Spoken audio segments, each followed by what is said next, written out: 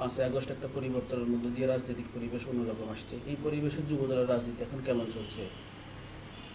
ধন্যবাদ আপনাকে। বাংলাদেশ জাতীয়তাবাদী দল বিএনপির সর্ববৃহৎ অঙ্গ সংগঠন বাংলাদেশ জাতীয়তাবাদী যুবদল।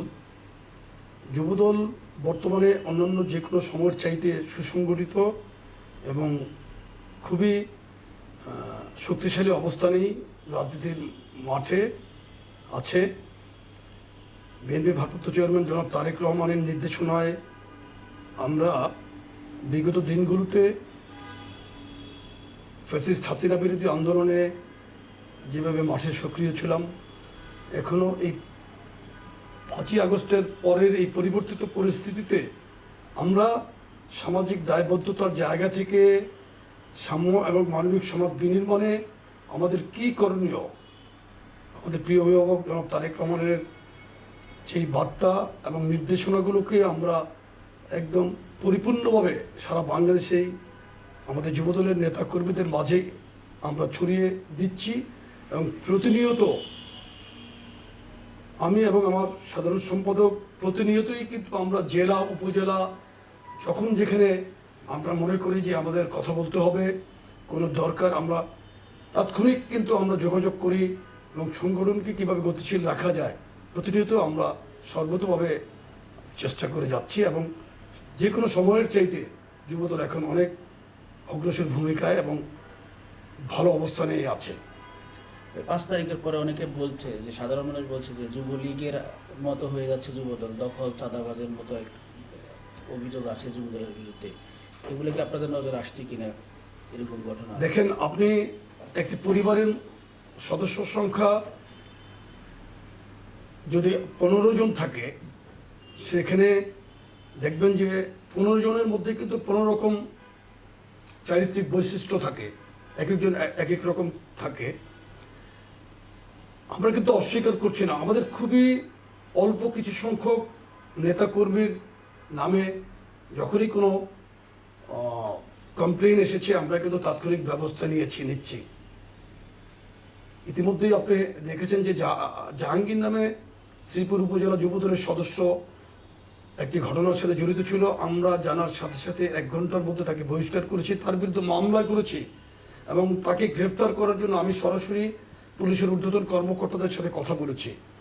এর মধ্যে আমি আপনাকে বলি, জেলার এসপিকে আমি ফোনে কানেক্ট করতে না পেরে আমি গাজীপুরের পুলিশ কমিশনারের সাথে কথা বলেছি, তাকে গ্রেফতার করার জন্য রিকোয়েস্ট করেছি, আপনি একটু এসপিকে বলেন তাকে গ্রেফতার করার জন্য। আমরা কিন্তু এই ক্ষেত্রে দেখেন, দোষ এবং গুণের মধ্যে কিন্তু মানুষের চারিত্রিক বৈশিষ্ট্য।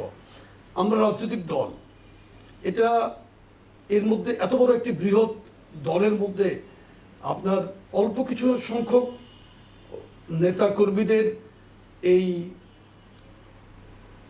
শৃঙ্খলা বিরোধী কর্মকাণ্ডকে কিন্তু আমরা তাৎক্ষণিকভাবে সাথে সাথে ব্যবস্থা নেওয়ার চেষ্টা করছি এবং করছি। এক্ষেত্রে আমরা জিরো টলারেন্সের আমাদের যেই অবস্থান সেটা কিন্তু সুদৃঢ় করছি। এখন কিন্তু আপনার যে কেউ যদি ঢালাওভাবে বলে, আবার অনেক জায়গায় দেখা গেছে যে আমাদের দল করে না, কিন্তু একটা ভুল রিপোর্ট করেছে কোনো কোনো পত্রিকা। আমরা তাৎক্ষণিকভাবে তাদের সাথে কথা বলছি, প্রতিবাদ জানাচ্ছি, ফোনে কথা বলছি, তারা কেউ কেউ ঠিক করছে। এটা অনেক সময় কিন্তু আপনার আমাদের উপর মিডিয়া ট্রায়ালও হচ্ছে। যে ছেলেটা যুবদল 20 বছর আগে করছে, সেখানে তাকে আবার যুবদলের নেতা বলছে, কেউ যুবদল করছে না। যেমন কুমিল্লার নাঙ্গলকোটে একটি ঘটনায় আপনার যুবদলের নেতা বলেছে, কিন্তু পরবর্তীতে দেখা গেল ও আওয়ামী লীগের একজন সাবেক পৌর কাউন্সিলরের সহযোগী। তো এই ধরনের কিছু মিডিয়া ট্রায়ালের মধ্যে কিন্তু আমরা পড়ছি। এই ক্ষেত্রে কিন্তু আমরা আপনাদের সহযোগিতা চাই, যে সঠিকভাবে যাচাই করে আমাদের কেউ কোনো রকমের অন্যায় কাজ করলে আপনারা লিখেন, আমরা তাৎক্ষণিক ব্যবস্থা নেব। দেখুন, সব জায়গায় ভালো মন্দের সমাবেশ কিন্তু আছে, আমরা অস্বীকার করছি না কিন্তু, এবং জানা মাত্রই আমরা তাৎক্ষণিক ব্যবস্থা নিচ্ছি। তাহলে কি হচ্ছে, আমরা ঘটনা ঘটার সাথে সাথে ব্যবস্থা নিচ্ছি এবং আমরা অস্বীকার করছি না। কিন্তু আওয়ামী লীগের আমলে কিন্তু আওয়ামী লীগ ডিনায়াল পদ্ধতিতে ছিল, তারা কোনো কিছু ঘটলে কিন্তু তারা স্বীকার করতো না, তাদের অস্বীকার করতো, তারা সেটাকে দামাচাপা দেওয়ার চেষ্টা করতো।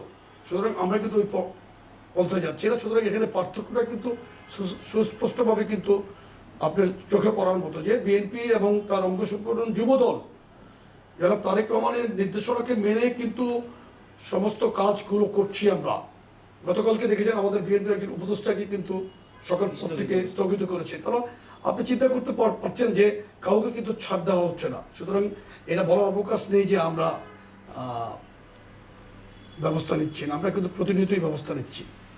5 তারিখের পরে সাধারণ নেতা কর্মীরা ভাবতেছে যে যুব দলে যুবলীগের অনেক অর্থশালী ফ্যাসিবাদের অনেক দোষরা আশ্রয় দিচ্ছেন। এটা কি আপনাদের নজর আসছে কিনা বা আপনারা এরকম অভিযোগ পাচ্ছেন কিনা? দেখেন, আমি কেন্দ্রীয়ভাবে এই ধরনের কোনো প্রবলেম ফেস করছি না। কেন্দ্রীয়ভাবে আমরা যারা ধরেন সভাপতি সাধারণ সম্পাদকের আশেপাশে আপনি কি কাউকে দেখেছেন?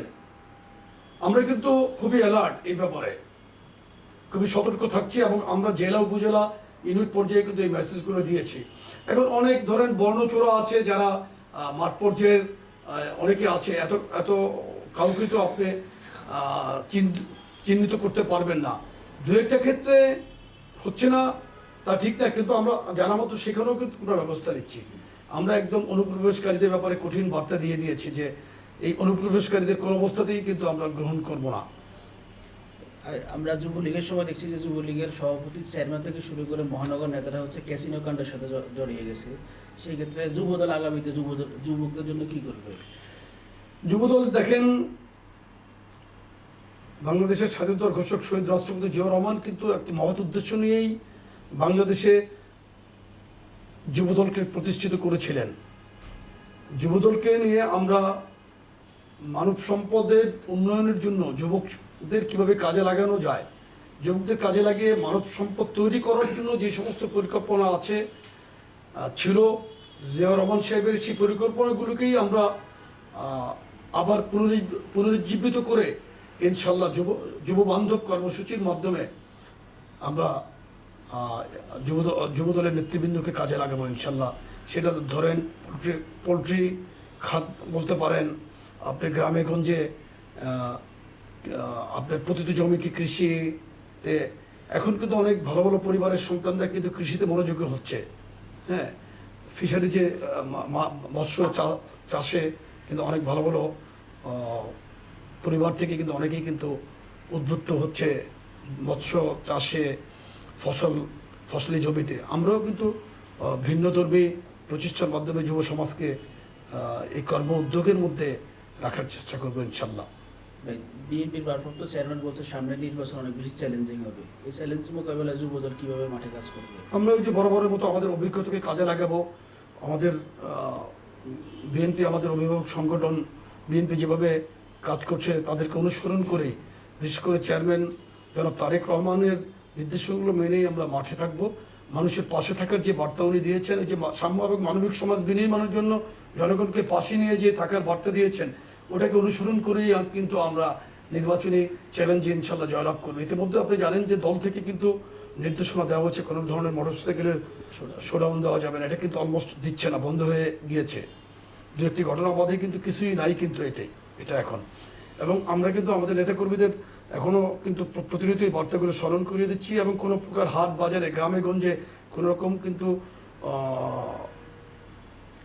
বিনা প্রয়োজনে হাট বাজারে কোনো রকম আড্ডা, কোনো মানুষের সমস্যার এই ধরনের কোনো কার্যকলাপের সাথে থাকা যাবে না, যুক্ত হওয়া যাবে না আমরা বলছি। এবং আমি কিন্তু বিশেষ করে স্পেশালি কিন্তু আমরা খোঁজ রাখছি, প্রতিনিয়তই কিন্তু জেলার সাথে কানেক্ট থাকছি এবং উপজেলা লেভেলে কি হচ্ছে বিভিন্নভাবে আমাদের কাছে কিন্তু খবর আসলে সাথে সাথেই কিন্তু সেটার ব্যবস্থা নিচ্ছি। সুতরাং এই নির্বাচনী আমাদের ভারপ্রাপ্ত চেয়ারম্যান যেই নির্বাচনী চ্যালেঞ্জের কথা বলেছেন, সত্যিই কিন্তু এটা একটি চ্যালেঞ্জ হিসাবে আসছে এবং এটা মোকাবেলা করার জন্যই আমরা প্রতিনিয়তই সজাগ আছি এবং কাজ করে যাচ্ছি। যে বিভিন্ন জায়গায় জেলা কমিটি নিয়ে যে আপনার বিরোধ হচ্ছে বা পদবঞ্চিত বিক্ষোভ করছে, এতে চ্যালেঞ্জ বাড়বে কিনা সামনে? এটা খুবই একটি সাধারণ ঘটনা, কিন্তু এত বড় একটি দলে কিন্তু প্রতিযোগিতা থাকবে, এটা আমি বিরোধ হিসাবে দেখছি না। অনেক আমাদের সাংগঠনিক কাঠামোটা আমরা খুবই সিস্টেমেটিক্যালি কিন্তু ফলো করছি। যেমন আমাদের উপজেলাতে 35 সদস্য বিশিষ্ট আহ্বায়ক কমিটি আমরা করছি, আহ্বায়ক কমিটি। জেলাতে আমরা কলেবার আরেকটু বড় করছি।